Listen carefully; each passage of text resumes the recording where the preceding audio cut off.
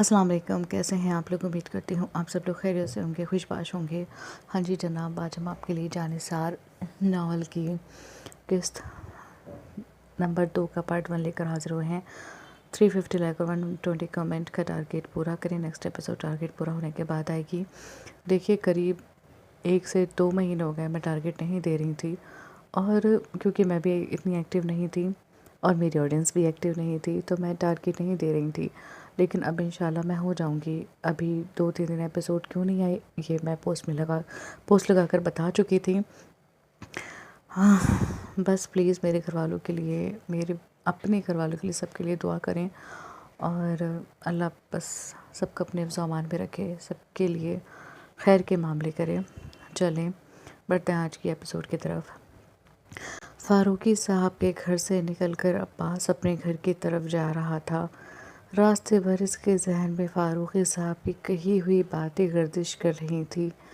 حیدر صاحب نے جج کو پیسے نہیں دیے تھے، انہوں نے تو تمہیں بچانے کے لیے بلڈر کو 5 کروڑ روپے دے کر وہ فوٹیج حاصل کی تھی، جس کی مدد سے اسے بے قصور ثابت کیا گیا تھا۔ عباس انہی سوچوں میں الجھا ہوا تھا کہ راستے میں آنے والے ایک ریسٹورنٹ پر اس کی نظر پڑی، دی ممبئی کینٹین۔ اس نے بائک کی رفتار آہستہ کی اور پھر اچانک بائک روک دی۔ کچھ دیر وہ وہیں بیٹھا سامنے موجود ریسٹورنٹ کو دیکھتا رہا۔ اس ریسٹورنٹ سے اس کے بہت سی یادیں جڑی ہوئی تھی۔ وہ اپنے دوستوں کے ساتھ اکثر یہاں آیا کرتا تھا۔ کچھ دیر وہ یوں ہی اس ریسٹورنٹ کو دیکھتا رہا، پھر نہ جانے کیا سوچ کر اس نے بائک ریسٹورنٹ کی طرف موڑ دی۔ پارکنگ میں اپنی ہیوی بائک کھڑی کی، چابی جیب میں ڈالی اور ریسٹورنٹ کی طرف بڑھ گیا۔ دروازے تک پہنچ کر اس نے ہینڈل پکڑا اور دروازہ اندر کی طرف دھکیل کر ریسٹورنٹ میں داخل ہو گیا، مگر جیسے ہی وہ اندر داخل ہوا پوری قوت سے کسی سے ٹکرا گیا۔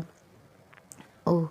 ایک آہ کے ساتھ سامنے موجود لڑکی کا توازن بگڑا اور وہ گرنے کو ہوئی۔ وہ گرتی اس سے پہلے عباس نے فوراً آگے بڑھ کر اس کے کمر کے گرد ہاتھ ڈال کر اسے گرنے سے بچا لیا۔ دھیان سے آپ! وہ کہتے کہتے رک گیا، کیونکہ جیسے ہی اس کی نظر لڑکی کے چہرے پر پڑی وہ ایک دم پتھر کا ہو گیا۔ وہ لڑکی کوئی اور نہیں الحمرا تھی۔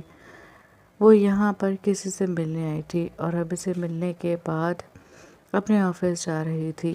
چند لمحوں کے لیے دونوں بس ایک دوسرے کو دیکھتے رہ گئے۔ عباس کی آنکھیں الحمرا کے چہرے پر ٹھہر گئی تھی اور الحمرا کا حال بھی کچھ ایسا ہی تھا۔ چمکتی سنہری آنکھوں کا ہیزل براؤن آنکھوں سے تصادم جاندار ہوا تھا۔ عباس کو دیکھتے ہی اس کی آنکھوں میں پہلے خوف اترا، پھر جیسے اسے یقین ہی نہ آیا ہو کہ سامنے واقعی عباس کھڑا ہے، اور اگلے ہی لمحے اس خوف کی جگہ غصے نے لے لی۔ وہ ابھی تک عباس کے بازو کو اپنے ہاتھ سے تھامے ہوئے تھی تاکہ خود کو سنبھال سکے، مگر جیسے ہی اسے احساس ہوا کہ وہ کس کا بازو پکڑے ہوئے ہے، اس نے فوراً اپنا ہاتھ پیچھے کھینچ لیا۔ عباس کا ہاتھ ابھی بھی اس کی کمر پر تھا، وہ بس ایک ٹک اسے دیکھے جا رہا تھا۔ عباس! الحمرا نے دبی ہوئی آواز میں غصے سے پکارا، مگر عباس جیسے سن ہی نہیں رہا تھا۔ وہ اب بھی اسی طرح اسے دیکھ رہا تھا۔ عباس! چھوڑو مجھے، الحمرا نے کہا۔ اس بار بھی کوئی جواب نہیں آیا۔ اس کی پیشانی پر شکنیں پڑ گئیں۔ میں نے کہا چھوڑو مجھے، وہ دبی دبی آواز میں گھررائی۔ اس کی آواز پر عباس کا سکتہ ٹوٹا۔ اس نے پلکیں جھپکائیں، پھر ایک ابرو ذرا سا اوپر اٹھا کر اسے دیکھا۔ سنائی نہیں دیا تمہیں؟ میں نے کیا کہا؟ الحمرا نے غصے سے کہا۔ میں نے کہا چھوڑو مجھے۔ عباس نے ایک لفظ بھی نہیں کہا، بس اس نے غور سے اس کی پوزیشن کو دیکھا۔ وہ اس کے دائیں بازو میں سہارا لیے پیچھے کی جانب ذرا جھکی ہوئی تھی، کچھ ایسے کہ اگر وہ چھوڑتا تو وہ زمین بوس ہو جاتی۔ عباس کی نظر ایک بار پھر اس کے چہرے پر گئی، پھر اس نے ذرا سا اپنی پکڑ کو ڈھیلا کیا۔ اس کے انداز میں عجیب سی بے نیازی تھی، جیسے خاموشی سے پوچھ رہا ہو، سچ میں چھوڑ دوں؟ الحمرا اس کے اس انداز پر اور جل گئی۔ چھوڑو مجھے، کتنی بار کہوں، چھوڑو مجھے، وہ غصے سے بولی۔ اس کے کہنے کی دیر تھی، اگلے ہی لمحے عباس نے اس کی کمر سے ہاتھ ہٹا لیا اور دوسری ہی لمحے دھڑام الحمرا زمین پر جا گری۔ اس نے فوراً دونوں ہاتھ زمین پر جمائے، اس کا منہ کھل گیا اور آنکھیں حیرت سے پوری طرح پھیل گئیں۔ چند لمحوں تک اسے سمجھ ہی نہ آیا کہ ابھی ہوا کیا ہے۔ پھر اس نے غصے سے سامنے کھڑے عباس کو دیکھا۔ عباس نے پہلے اسے دیکھا، پھر اس کے ہاتھوں کو دیکھا اور آخر میں بڑے اطمینان سے اپنی شرٹ کا کالر درست کیا، جیسے یہاں کچھ ہوا ہی نہ ہو۔ پھر وہ آگے بڑھ گیا۔ الحمرا نے بے یقینی سے اسے جاتے دیکھا۔ عباس! اس نے دانت کچکچائے۔ وہ غصے سے پکارنے ہی والی تھی کہ عباس چند لمحے آگے جا کر رک گیا۔ اس نے پلٹ کر اسے دیکھا۔ الحمرا ابھی تک زمین پر ہاتھ جمائے اسے گھور رہی تھی۔ عباس نے ایک نظر اسے دیکھا اور پھر انتہائی بے فکری سے اپنے کندھے اچکا دیے، ایسے جیسے کہہ رہا ہو، میں نے کیا کیا؟ تم نے خود کہا تھا، چھوڑ دو۔ الحمرا کا منہ غصے سے سرخ ہو گیا۔ وہ چند لمحے بس اسے دیکھتی رہی۔ عباس نے مزید وہاں رکنے کی زحمت نہیں کی۔ وہ پلٹا اور ریسٹورنٹ کے اندر کی طرف چل دیا۔ الحمرا وہیں بیٹھی اسے جاتا دیکھتی رہی۔ اس کے چہرے پر غصہ صاف نمایاں تھا۔ بدتمیز! وہ زیر لب بڑبڑائی اور غصے سے اپنے کپڑے درست کرتے ہوئے اٹھ کھڑی ہوئی، جبکہ عباس وہ ایسے اندر جا چکا تھا جیسے الحمرا سے اس کی ملاقات ہوئی نہ ہو، بالکل لا تعلق، بالکل بیزار۔ عباس جب گھر پہنچا تو دوپہر کے 2 بج رہے تھے۔ بادلوں نے آسمان کو پوری طرح اپنی لپیٹ میں لیا ہوا تھا۔ دوپہر ہونے کے باوجود ایسا لگ رہا تھا جیسے شام ڈھلنے والی ہو۔ اس نے پورچ میں اپنی بائیک روکی اور ایک لمحے کے لیے یوں ہی بیٹھا رہا، پھر چابی نکال کر جیب میں رکھی، بائیک سے اترا اور گھر کے اندر داخل ہوا، مگر جیسے ہی اس کی نظر لاؤنج میں موجود نفوسوں پر پڑی، اس کے قدم وہیں رک گئے۔ صوفے پر بلال اور حیا بیٹھے تھے۔ عباس نے حیرت سے انہیں دیکھا۔ تم؟ اس کے لہجے میں حیرت تھی۔ بلال نے اسے دیکھا تو جیسے اس کے انتظار کا ہر لمحہ ایک دم ختم ہو گیا۔ وہ فوراً اپنی جگہ سے اٹھا اور بھاگتا ہوا عباس کے پاس آیا۔ آبی بھائی! اگلے ہی لمحے وہ عباس سے لپٹ چکا تھا۔ I miss you so much۔ اس کی آواز میں ایسی معصوم محبت تھی کہ عباس کے چہرے پر بے اختیار نرمی آ گئی۔ اس نے جھک کر بلال کو اپنے ساتھ لگایا اور ایک ہاتھ سے اس کی پشت تھپتھپائی۔ کیسے ہو؟ پھر اس کے ماتھے پر بکھرے بال پیچھے کرتے ہوئے بہت پیار سے پوچھا۔ میں بہت اچھا ہوں، آپ بتائیں، آپ کیسے ہیں؟ میں بھی ٹھیک ہوں، عباس نے ہلکی سی مسکراہٹ کے ساتھ جواب دیا۔ آپ کو پتہ ہے، میں نے آپ کو بہت مس کیا، بہت زیادہ۔ عباس نے اس کی بات سن کر ہلکا سا سر ہلایا۔ اچھا؟ ہاں، بلال نے فوراً کہا۔ میں تو آپ سے ملنے کے لیے بہت پریشان تھا۔ آج بھی میں اور حیا بہت مشکل سے آپ سے ملنے آئے ہیں۔ امی منع کر رہی تھی، کہہ رہی تھی اگر ابیہ کو پتہ چل گیا تو وہ بہت غصہ کریں گی اور ہو سکتا ہے مجھے مار بھی دیں۔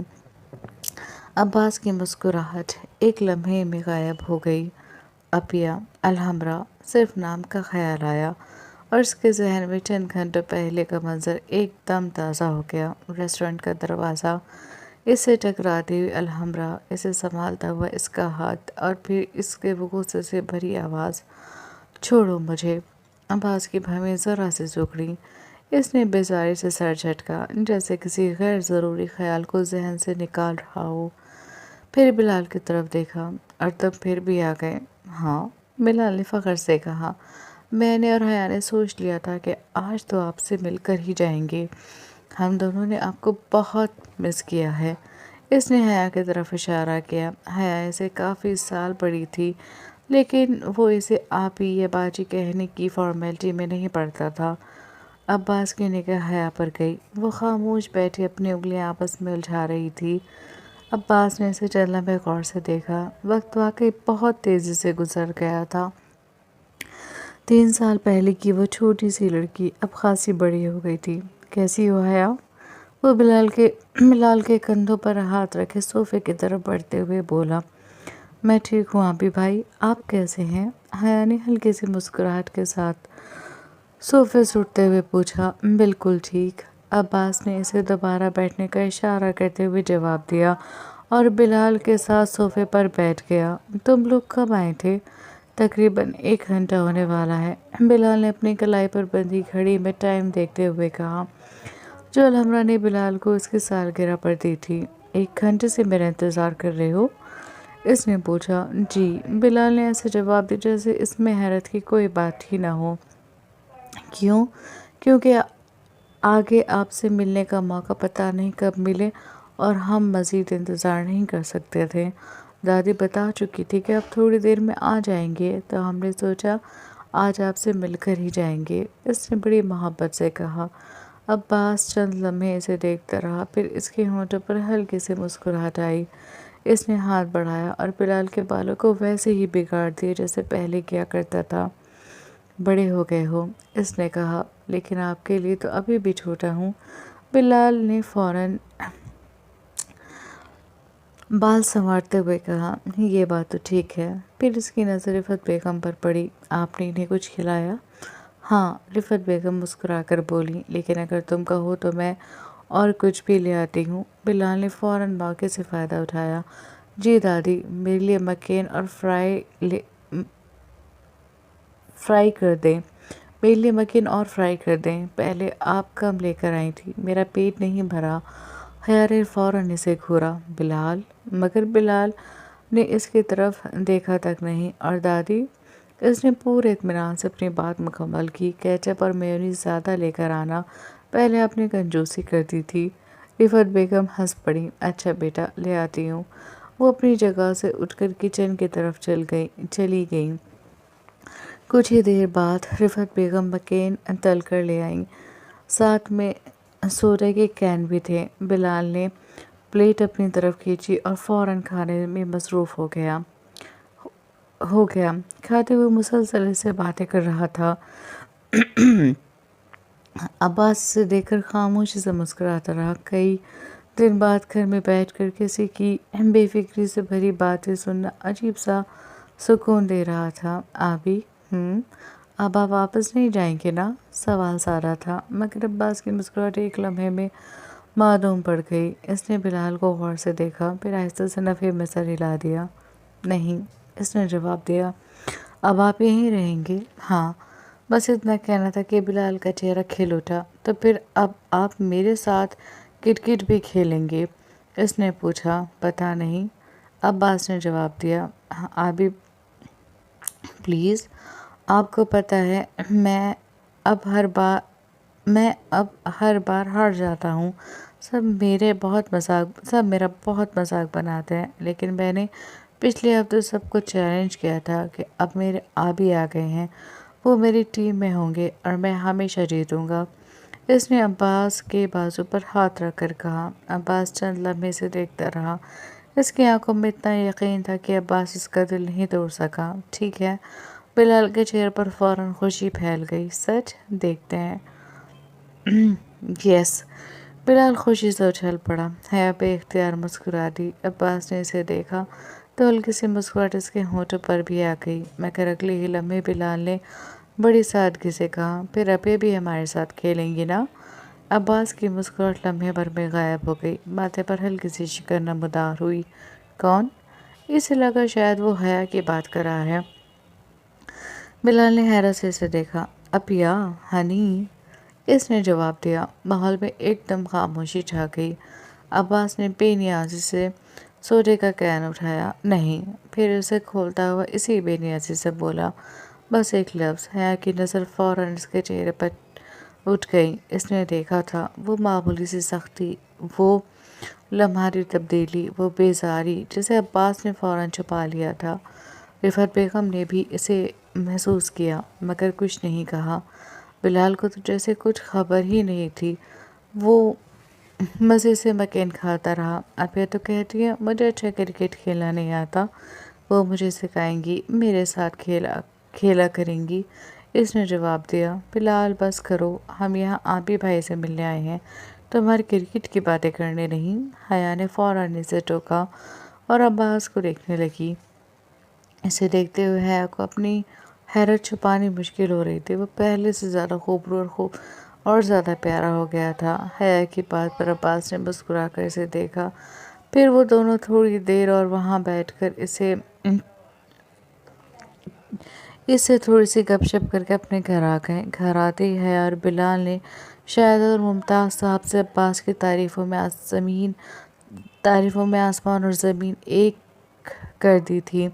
تمہاری اتنی تعریف کرنے پر میرا دل بھی اس سے ملنے کو مچلنے لگا ہے۔ میں کل انشاءاللہ اس سے مل کر آؤں گا، ممتاز صاحب نے کہا۔ ممتاز صاحب اور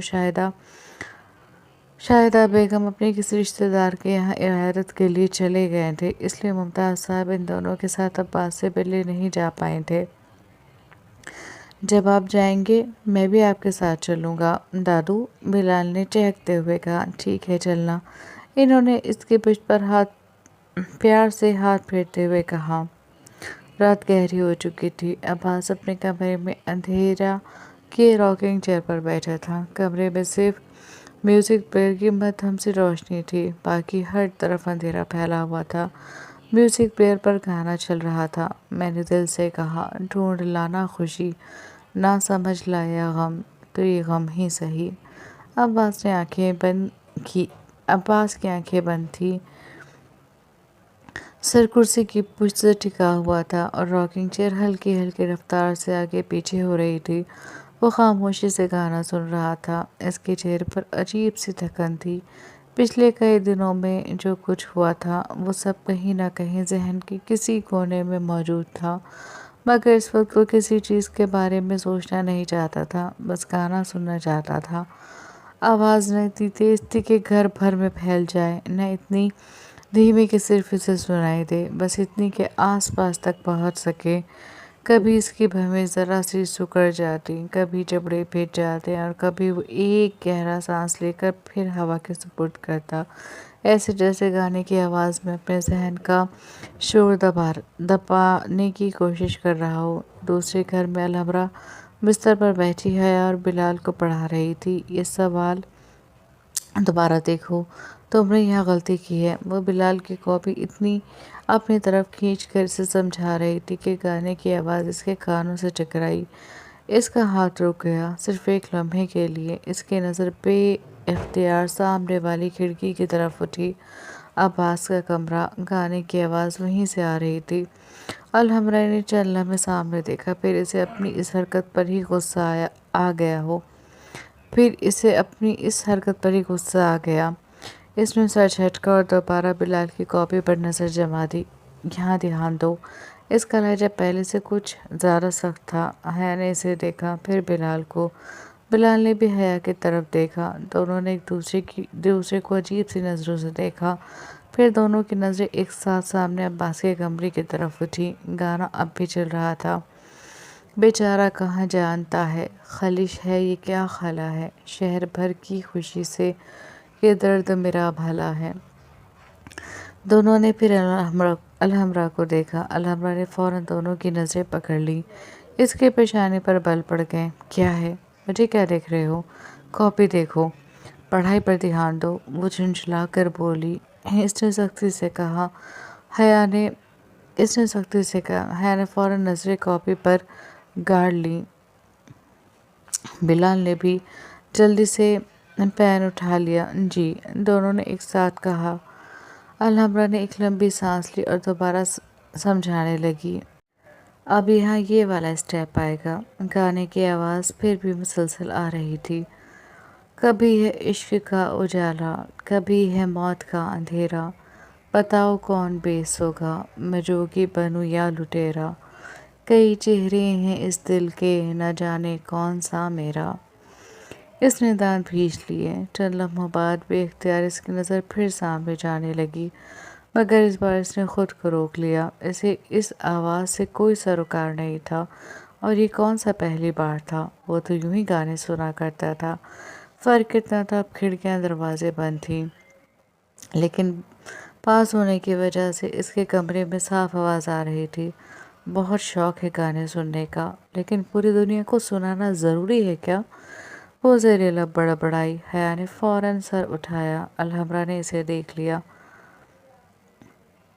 آپ نے کچھ کہا؟ نہیں، پڑھائی پر دھیان دو، مجھ پر نہیں، اس نے کہا۔ حیا دوبارہ کاپی پر جھک گئی۔ ادھر عباس نے بھی راکنگ چیئر روک دی۔ آنکھیں کھول کر چند لمحے اندھیرے میں سامنے دیکھتا رہا۔ اس کے چہرے پر اب سکون کے بجائے ہلکی سی جھنجھلاہٹ تھی۔ نہ جانے کیوں اسے محسوس ہوا جیسے سامنے والے گھر سے کوئی سن رہا ہو۔ اس نے فوراً اس خیال کو جھٹکا۔ مجھے کیا؟ وہ بیزاری سے بڑبڑایا۔ اس نے ہاتھ بڑھا کر میوزک پلیئر کی آواز کم کرنے کا سوچا، مگر پھر رک گیا۔ یہ میرا کمرہ ہے، میں اپنے کمرے میں سن رہا ہوں، مجھے کسی سے کیا لینا دینا؟ یہی سوچ کر اس نے ہاتھ واپس کھینچ لیا۔ دوبارہ سر کرسی سے ٹکا دیا، آنکھیں بند کر لیں اور گانا پھر سے اس کے کانوں میں اترنے لگا۔ ہزاروں ایسے فاصلے تھے جو طے کرنے چلے تھے، راہ مگر چل پڑی تھی اور پیچھے ہم رہ گئے تھے۔ قدم دو چار چل پائے، کیے پھیرے تیرے من کے۔ الحمرا نے کتاب بند نہیں کی، بلکہ پہلے سے زیادہ توجہ سے دونوں کو پڑھانے لگی۔ حیا، یہ سوال سالو کر کے دکھاؤ۔ جی۔ اور بلال، تم سوال نمبر 5 کرو۔ جی۔ دونوں خاموشی سے لکھنے لگے، مگر کچھ ہی لمحوں بعد بلال نے پھر سامنے دیکھا۔ حیا نے آنکھوں ہی آنکھوں میں اسے منع کیا، پھر دوبارہ اپنی کاپی پر جھک گئے۔ اگلے دن الحمرا اپنے کیبن میں بیٹھی لیپ ٹاپ کی اسکرین پر جھکی ہوئی تھی۔ انگلیاں کی بورڈ پر تیزی سے چل رہی تھی، جبکہ سامنے کھلی فائل میں ڈاٹا کی کئی لائنیں جگمگا رہی تھیں۔ اچانک دروازے پر ہلکی سی دستک ہوئی۔ کم ان۔ الحمرا نے نظر اسکرین سے ہٹائے بغیر کہا۔ دروازہ کھلا اور داؤد ملک اندر داخل ہوا۔ الحمرا نے نظر اٹھا کر اسے دیکھا۔ اسے دیکھتے ہلکی سی مسکراہٹ کے ساتھ لیپ ٹاپ کی طرف واپس دیکھا۔ کیسے ہو؟ اس نے کی بورڈ پر انگلیاں چلاتے ہوئے پوچھا۔ میں ٹھیک ہوں، کہتے ہوئے داؤد آ کر سامنے والی کرسی پر بیٹھ گیا۔ نظر چند لمحوں کے لیے الحمرا کے چہرے پر ٹھہری، پھر میز پر رکھے پیپر ویٹ کو اٹھا کر انگلیوں کے درمیان گھمانے لگا۔ اور بتاؤ، کیا چل رہا ہے؟ اس نے گہری نظروں سے پھر اس کے چہرے کو دیکھتے ہوئے پوچھا۔ کام، مختصر جواب آیا۔ داؤد کے لبوں پر مسکراہٹ ابھری۔ یہ تو میں بھی دیکھ رہا ہوں۔ الحمرا نے فائل سیو کی اور لیپ ٹاپ بند کر دیا۔ تم جرمنی سے کب آئے؟ کل ہی۔ وہ چند لمحے رکا۔ اور آج تم سے ملنے آ گیا؟ اس کی آواز میں اپنائیت تھی۔ وہ مسکرائی، لیکن کہا کچھ نہیں۔ تبھی داؤد نے کوٹ کی اندرونی جیب سے ایک چھوٹا سا خوبصورت باکس نکالا اور میز پر الحمرا کے سامنے رکھ دیا۔ الحمرا کی نظر فوراً باکس پر جا ٹھہری، پھر سوالیہ نظروں سے داؤد کو دیکھا۔ تمہارے لیے گفٹ لایا ہوں۔ اس کے سوالیہ نظروں کے جواب میں وہ بولا۔ تمہیں پتہ ہے میں کسی سے تحفے نہیں لیتی۔ داؤد کے چہرے سے مسکراہٹ ذرا سی غائب ہوئی۔ میں کوئی نہیں ہوں۔ اس کا لہجہ بدل گیا تھا۔ الحمرا کی بھویں سکڑی۔ داؤد فوراً سنبھلا۔ میرا مطلب ہے میں تمہارا اچھا دوست ہوں، نہیں تم صرف میری کولیگ ہو۔ الحمرا کا لہجہ پرسکون مگر قطعی تھا۔ داؤد نے بے اختیار ایک گہرا سانس لیا۔ چلو، کولیگ کی حیثیت سے ہی لے لو۔ کیا تم باقی کولیگز کے لیے بھی تحفے لائے ہو؟ نہیں، تو پھر میرے لیے کیوں لائے ہو؟ پوچھتے ہوئے دوبارہ لیپ ٹاپ کھولنے لگی۔ داؤد خاموش ہو گیا۔ اس نے الحمرا کو دیکھا، کچھ لمحوں تک بس دیکھتا رہا، پھر پیپر ویٹ کو دوبارہ گھمانے لگا۔ کیونکہ میں تم سے محبت کرتا ہوں، اس نے دل میں کہا۔ جواب نہیں دیا تم نے میری بات کا؟ الحمرا نے پوچھا۔ کبھی کبھی تم ایسے سوال کرتی ہو جس کا جواب دینا مشکل نہیں ناممکن ہو جاتا ہے، اور فی الحال تمہارے اس سوال کا جواب میں نہیں دے سکتا۔ تمہیں تحفہ نہیں چاہیے، مت لو، میں یہ تحفہ اب تمہیں تمہارے سوال کے جواب کے ساتھ دوں گا۔ الحمرا نے نظر اٹھا کر اس کی طرف دیکھا، کچھ لمحے سے دیکھتی رہی، پھر سر کو جھٹک کر دوبارہ اپنے کام میں لگ گئی۔ داؤد نے اس کی مصروفیت کو محسوس کر لیا تھا، پھر بھی وہیں بیٹھا رہا۔ کیونکہ اسے اس سے کچھ پوچھنا تھا، بہت ضروری بات جو اسے پچھلے 2 گھنٹے سے بے چین کر رہی تھی۔ مجھے کچھ پتہ چلا ہے، اس نے سنجیدگی سے کہا۔ الحمرا کی انگلیاں کی بورڈ پر رک گئیں۔ اس نے نظر اٹھائی۔ کیا تم اس بات کی تصدیق کرو گی؟ کس بات کی؟ داؤد کرسی کی پشت سے ٹیک لگا گیا، پھر بڑے سکون سے بولا، میں نے سنا ہے عباس حیدر جیل سے باہر آ گیا ہے۔ الحمرا کے چہرے کا رنگ یکدم بدل گیا۔ داؤد نے اس کے بدلتے رنگ کو بغور دیکھا، اور اس پر لگے سارے الزام بے بنیاد ثابت ہوئے ہیں۔ چند لمحوں تک کیبن میں صرف اے سی کی ہلکی آواز سنائی دیتی رہی۔ تمہیں کس نے بتایا؟ الحمرا کی آواز پہلے سے کہیں دھیمی تھی۔ میرے ایک دوست نے۔ داؤد نے نظریں اس کے چہرے پر جمائے جواب دیا، ہاں۔ الحمرا لیپ ٹاپ کی اسکرین پر نظر گڑائے کہا۔ الحمرا نے لیپ ٹاپ کی اسکرین پر نظر گڑائے کہا اور دوبارہ کام میں مصروف ہو گئی۔ داؤد کی نظر اس کے چہرے سے نہ ہٹی۔ کتنا آسان ہے نا، ہمارے ملک میں گناہ کرو، پھر کسی نہ کسی طرح باہر آ جاؤ۔ اس بار الحمرا نے اس کی طرف نہیں دیکھا۔ اس نے بے چینی سے اپنی شہادت کی انگلی ماتھے کے عین درمیان رکھی اور دباؤ ڈال کر آنکھیں بند کر لیں۔ داؤد؟ وہ چند لمحے خاموش رہی، پھر آسانی سے بولی، مجھے لگتا ہے ہمیں اس بارے میں بات نہیں کرنی چاہیے۔ آنکھیں کھول کر اس نے سیدھا سامنے دیکھا، پھر بولی، یہ کورٹ کا فیصلہ ہے، کورٹ نے کچھ سوچ سمجھ کر ہی فیصلہ کیا ہوگا۔ پھر ایک لمحے کو داؤد کی طرف دیکھا، ایکسکیوز می۔ اس کے بعد وہ دوبارہ اپنے کام میں لگ گئی۔ داؤد کچھ دیر اپنی جگہ بیٹھا اسے دیکھتا رہا، پھر آہستہ سے اٹھا، میز پر رکھا وہ چھوٹا سا باکس اٹھایا، ایک نظر الحمرا پر ڈالی اور خاموشی سے کیبن سے باہر نکل گیا۔ دروازہ بند ہوا۔ الحمرا کی انگلیاں کی بورڈ پر رک گئیں۔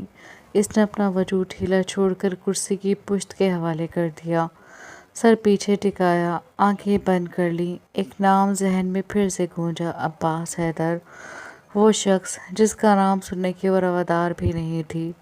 ادھر داؤد تیز تیز قدموں سے اپنے کیبن کی طرف جا رہا تھا۔ چہرے پر اب وہ ہلکی سی مسکراہٹ بھی نہیں تھی، بلکہ اس کی جگہ بے چینی اور اضطراب نے لے لی تھی۔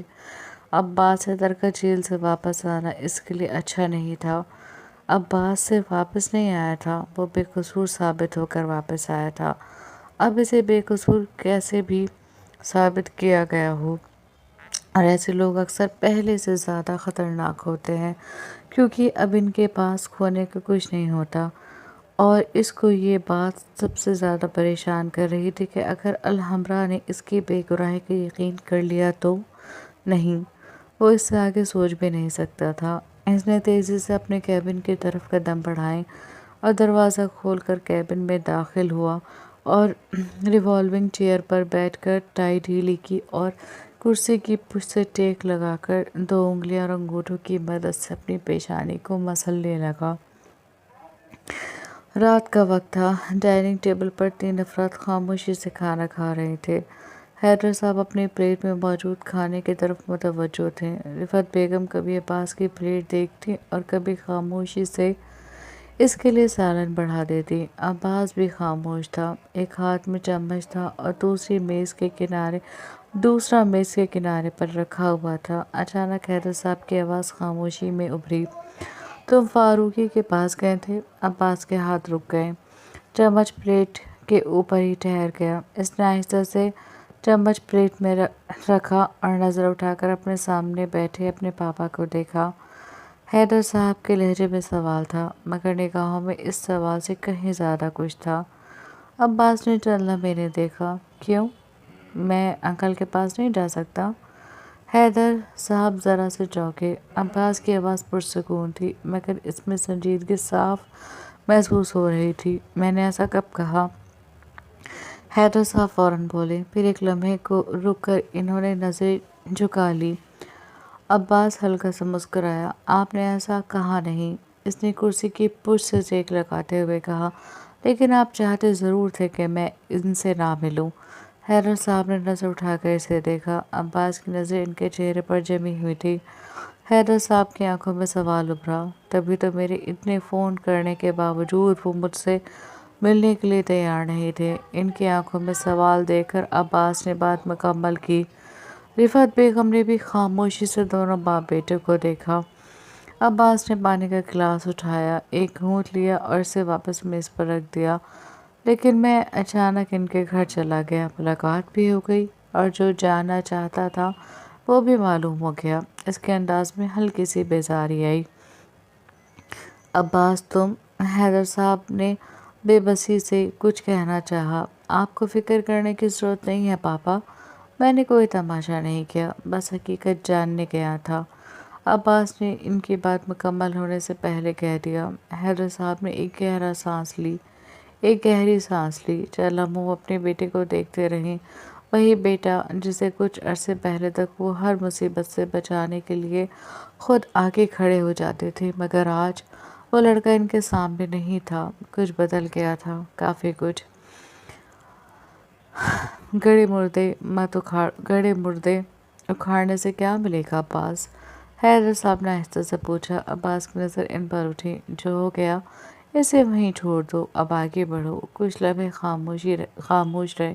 خاموشی رہی، پھر حیدر صاحب نے میز پر رکھا اپنا ہاتھ آگے بڑھایا اور عباس کے ہاتھ پر رکھ دیا۔ یاد رکھو، عباس خاموشی سے انہیں دیکھتا رہا، میں ہمیشہ تمہارے ساتھ ہوں۔ ان کی انگلیاں عباس کے ہاتھ پر مضبوط ہو گئیں، تمہاری ڈھال بن کر۔ عباس کی آنکھوں میں ایک لمحے کے لیے نمی اتری، مگر اس نے فوراً نظر چرا لی۔ نہیں پاپا، وہ بولا۔ حیدر صاحب نے ناسمجھی سے اسے دیکھا۔ عباس نے آہستہ سے اپنا ہاتھ ان کے ہاتھ کے نیچے سے نکالا اور ان کے ہاتھ کو اپنے ہاتھ میں تھام لیا۔ اب آپ کچھ نہیں کریں گے؟ لہجہ نرم تھا مگر فیصلہ کن۔ جتنا آپ میرے لیے کر چکے ہیں اتنا کافی ہے۔ حیدر صاحب کچھ کہنے لگے مگر عباس نے ہلکے سے سر ہلا کر انہیں روک دیا۔ مجھے بچانے کے لیے آپ نے اپنی جان تک کی پرواہ نہیں کی۔ اس بار اس کی آواز میں بے نیازی نہیں تھی، ایک بیٹے کا اپنے باپ کو کھونے کا خوف تھا۔ میں نہیں چاہتا کہ میری وجہ سے آپ کو کچھ ہو۔ حیدر صاحب کی آنکھیں نم ہو گئیں۔ عباس نے ان کا ہاتھ اور مضبوطی سے تھام لیا۔ میں نے بہت کچھ دیکھا ہے، بہت کچھ برداشت کیا ہے پاپا، اب میں خود سنبھال لوں گا۔ تمہیں لگتا ہے اکیلے سب کچھ سنبھال لو گے؟ عباس کے ہونٹوں پر ہلکی سی مسکراہٹ آئی۔ اکیلا کہاں ہوں، آپ ہیں نا، بس فرق اتنا ہے کہ آپ اب میرے لیے لڑیں گے نہیں، بس میرے ساتھ کھڑے رہیں گے۔ حیدر صاحب نے بھی ہلکی سی ہنسی کے ساتھ سر ہلایا۔ چند لمحے وہ خاموش رہا، پھر بولا، پاپا میں اس دنیا میں سب سے زیادہ آپ سے پیار کرتا ہوں، اب میں آپ کو اپنے لیے یوں خوار ہوتے نہیں دیکھ سکتا۔ حیدر صاحب نے کچھ کہنا چاہا مگر الفاظ نہیں ملے۔ عباس نے کرسی سے ذرا آگے ہو کر ان کے کندھے پر ہاتھ رکھا۔ یہ میری زندگی ہے، اس کی آواز میں اب ٹھہراو تھا، اسے میں خود ہینڈل کروں گا۔ وہ چند لمحے خاموش رہا، پھر بہت دھیرے سے بولا، اور ویسے بھی انسان کو اکیلے سب کچھ ہینڈل کرنا آنا چاہیے۔ حیدر صاحب نے اسے غور سے دیکھا۔ عباس کی آنکھوں میں عجیب سا عزم تھا، کیونکہ کبھی کبھی سہارے، اس نے ہلکی سی سانس لی، انسان کو مضبوط بھی بناتے ہیں، لیکن ہر وقت کسی کے سہارے کھڑا رہنے سے انسان خود چلنا بھول جاتا ہے، اور میں اب کمزور نہیں پڑنا چاہتا۔ اس نے سیدھا ہو کر بیٹھتے ہوئے کہا۔ حیدر صاحب نے چند لمحے اسے دیکھا، پھر خاموشی سے اٹھ کر اس کے قریب آئے اور اپنا ہاتھ اس کے سر پر رکھ دیا۔ عباس نے آنکھیں بند کر لیں۔ ایک لمحے کے لیے وہ دوبارہ وہی بچہ بن گیا جسے باپ کی موجودگی میں دنیا کی کسی چیز کا خوف نہیں تھا۔ حیدر صاحب کی انگلیاں اس کے بالوں میں آہستہ سے چلنے لگیں۔ تو پھر ایک وعدہ کرو۔ عباس نے آنکھیں کھول کر اس کی طرف دیکھا۔ کیا؟ کتنا بھی مضبوط بن جاؤ، اپنے باپ سے کبھی دور مت ہونا۔ تمہیں میری ضرورت شاید نہ ہو، لیکن مجھے ہر وقت تمہاری ضرورت ہے۔ حیدر صاحب کی آواز بھرا گئی۔ عباس چند لمحے انہیں دیکھتا رہا، پھر ان کا ہاتھ پکڑ کر اپنے سینے سے لگا لیا۔ مجھے بھی ہر وقت آپ کی ضرورت ہے پاپا، اور میں کبھی آپ سے دور نہیں ہو سکتا، کبھی بھی نہیں، اس نے کہا اور اٹھ کر ان کے سینے سے لگ گیا۔ मुमताज़ साहब की तबीयत अचानक ख़राब हो गई थी। सुबह से तेज़ बुखार था और कमज़ोरी के बायस वो अपने कमरे ही तक महदूद होकर रह गए थे। शायदा बेगम इनकी तीमारदारी में लगी हुई थी। वो अभी भी इनके लिए सूप बनाने गई हुई थी। बिलाल और हया भी इनके लिए परेशान थे, इसीलिए दोनों आज स्कूल नहीं गए थे। बिलाल मुमताज़ साहब के पास बैठा इनका सर दबा रहा था, जबकि हया इनका हाथ दबा रही थी। कमरे में बिल्कुल खामोशी, इतनी जैसे बिलाल की आवाज़ कमरे में बिल्कुल खामोशी थी, जिसे बिलाल की आवाज़ ने तोड़ा। वह अचानक बोला, दादू आप बीमार हो गए। मुमताज़ साहब ने आंखें खोलकर इसे देखा। बिलाल के चेहरे पर वाकई परेशानी थी। आपको तो आबिद भाई से मिलने जाना था ना, और आपके साथ मुझे भी जाना था। अब हम कैसे जाएंगे? इसने इनका सर दबाते हुए मासूमियत से पूछा। मुमताज़ साहब के थके हुए चेहरे पर हल्की सी मुस्कुराहट आई। इन्होंने अपना हाथ बढ़ाकर इसका हाथ थाम लिया। कोई बात नहीं मेरी जान, हम नहीं जा सकते तो क्या हुआ, वो तो मुझसे मिलने आ सकता है ना। बिलाल की आंखें फौरन चमक उठी। वो हमारे घर आएंगे? इसके लहजे में बेयकीनी और इश्तियाक दोनों थे। हाँ, तुम जाकर इससे कहना कि दादू बुला रहे हैं। साथ ही मेरी तबीयत का भी बता देना, मुझे उम्मीद है वो आ जाएगा। इन्होंने कहा। मैं भी जाता हूँ। बिलाल फौरन उठने लगा कि शायदा बेगम सूप ले कमरे में दाखिल हुई। इन्होंने आखिरी जुमला सुन लिया था। अब्बू प्लीज़ ऐसा मत करें, अब्बू प्लीज़ ऐसा कुछ मत कीजिएगा जिससे हनी को तकलीफ़ हो और वो हमसे नाराज़ हो जाए। वो ट्रे को टेबल पर रखते हुए बोली। मुमताज़ साहब ने इन्हें देखा। इसे कैसे पता चलेगा बेटा, वो तो ऑफिस में है। शायदा बेगम ने इन्हें मसनूई घूरी से देखा। और दूसरी बात ये भी तो ज़रूरी नहीं कि अब्बास आए ही, हो सकता है वो ना आए। मुमताज़ साहब ने जैसे इनको समझाते हुए कहा। शायदा बेगम ने इनके पास रखी कुर्सी खींची और बैठ गई। आप बुलाएं और वो ना आए, ऐसा तो हो ही नहीं सकता। मुमताज़ साहब के होठों पर मुस्कुराहट आ गई। तो फिर अगर वो आ भी गया तो ज़्यादा देर नहीं बैठेगा, हनी के आने से पहले ही चला जाएगा। शायदा बेगम ने कुछ लम्हे उन्हें देखा। मतलब आपको इससे मिलना ही है? इन्होंने चम्मच में सूप लिया और मुमताज़ साहब की तरफ बढ़ा दिया। हाँ, मुमताज़ साहब ने इत्मीनान से जवाब दिया। और तुम तो ऐसे कह रही हो जैसे तुम्हें इससे नहीं मिलना। शायदा बेगम का हाथ वहीं रुक गया। मुमताज़ साहब मुस्कुरा दिए। मुझे पता है तुम मुझसे ज़्यादा बेचैन हो इसे देखने के लिए। शाहिदा बेगम के होठों पर बेख्तियार एक उदास सी मुस्कुराहट आ गई, मगर इन्होंने कोई जवाब नहीं दिया। मुमताज़ साहब ने बिलाल की तरफ देखा। जाओ बुला लाओ अपने आबी भाई को। बस फिर क्या था। बिलाल जैसे इनके हुक्म का इंतज़ार कर रहा तो फौरन कमरे से बाहर भागा। चंद ही मिनट बाद वो हैदर साहब के घर के अंदर दाखिल हो चुका था। आबी भाई कहाँ हैं? इसने मुलाजमा से पूछा। अपने कमरे में। जवाब मिलते ही बिलाल दोबारा दौड़ पड़ा। वो सीधा अब्बास के कमरे के दरवाजे तक आया, 2 मरतबा दस्तक दी और जवाब का इंतज़ार किए बगैर दरवाज़ा खोलकर अंदर दाखिल हो गया।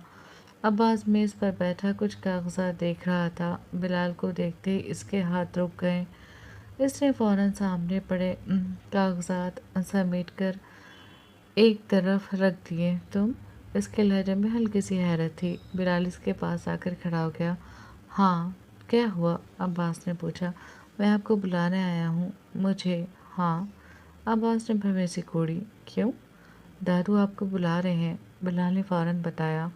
वो आपसे मिलना चाहते हैं। वो खुद आपसे मिलने आने वाले थे, लेकिन अचानक इनकी तबीयत बहुत ख़राब हो गई। बहुत तेज़ बुखार है। अब्बास के चेहरे से बेजारी फौरन गायब हुई। क्या हुआ इन्हें? पता नहीं। बिलाल ने इसका हाथ पकड़ लिया। वो आपको याद कर रहे हैं। प्लीज़ मेरे साथ चलें। अब्बास ने कुछ लम्हे से देखा, फिर आहिस्ता से बोला। मैं कैसे जा सकता हूँ तुम्हारे घर? जैसे मैं आपके घर आया हूँ वैसे, बिलाल ने मासूमियत से फौरन जवाब दिया। अब्बास के होठों पर बेख्तियार हल्की से मुस्कुराहट आई। नहीं बेटा, इसने बिलाल की कमर पर हाथ रखा। मैं तुम्हारे घर नहीं نہیں آ سکتا، تم جاؤ اور ابو کو میری طرف سے پوچھ لو۔ بلال نے فوراً سر ہلایا۔ نہیں، ابو نے آپ کو بلایا ہے اور میں آپ کو لے کر ہی جاؤں گا، بات سمجھو، میں نہیں جا سکتا، عباس نے کہا۔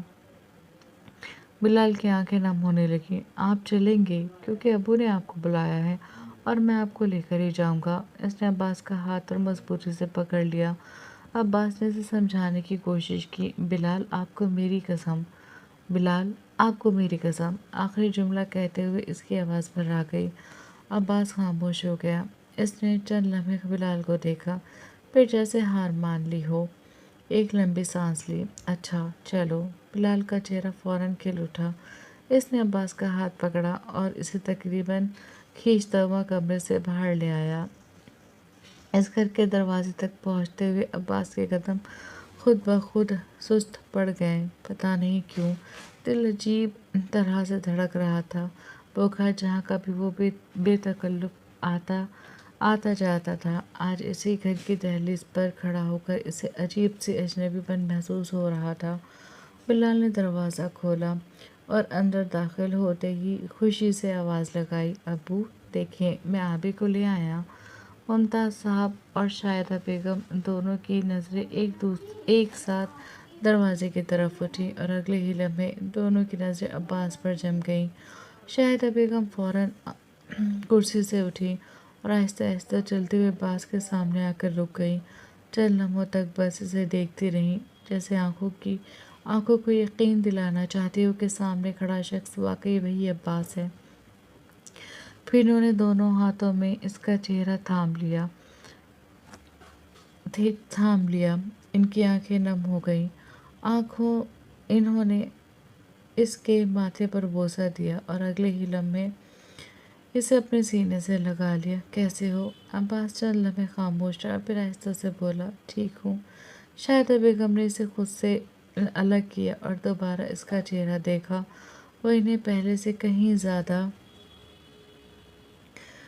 خوبرو اور خوبصورت لگا تھا۔ اس سے الگ ہو کر ممتاز صاحب کی طرف بڑھا۔ ممتاز صاحب نے بازو پھیلائے۔